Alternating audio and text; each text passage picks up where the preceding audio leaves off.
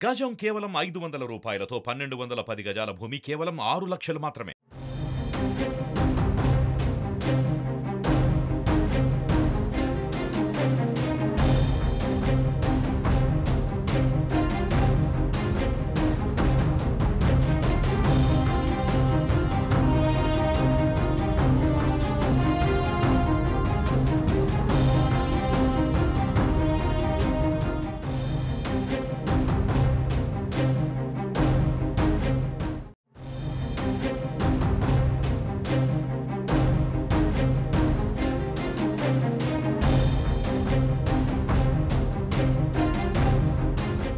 సుప్రీంకోర్టులో fibre net case విచారణలో కీలక పరిణామం జరిగింది. చివరి నిమిషంలో కేసును విచారించడం లేదని జస్టిస్ అనిరుద్ బోస్ తెలిపారు.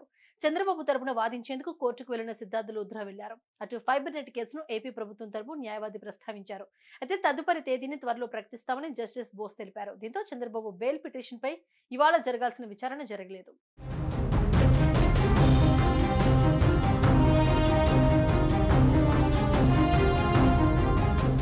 ఫైబర్ నెట్ కేసులో చంద్రబాబు దాఖలు చేసిన ముందస్తు బెయిల్ పిటిషన్ పై సుప్రీంకోర్టులో విచారణ జరగలేదు.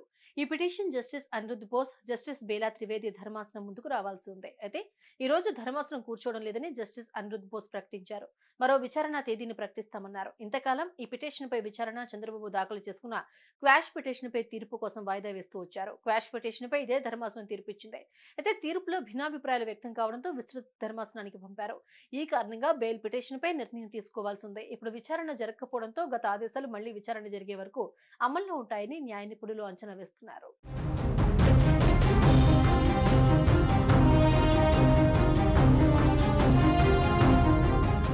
ఫైబర్ నెట్ కేసులో 115 కోట్ల నిధులు దారి మళ్లించారని సిట్ దర్యాప్తులో తేలిందని సిఐడి తెలిపింది.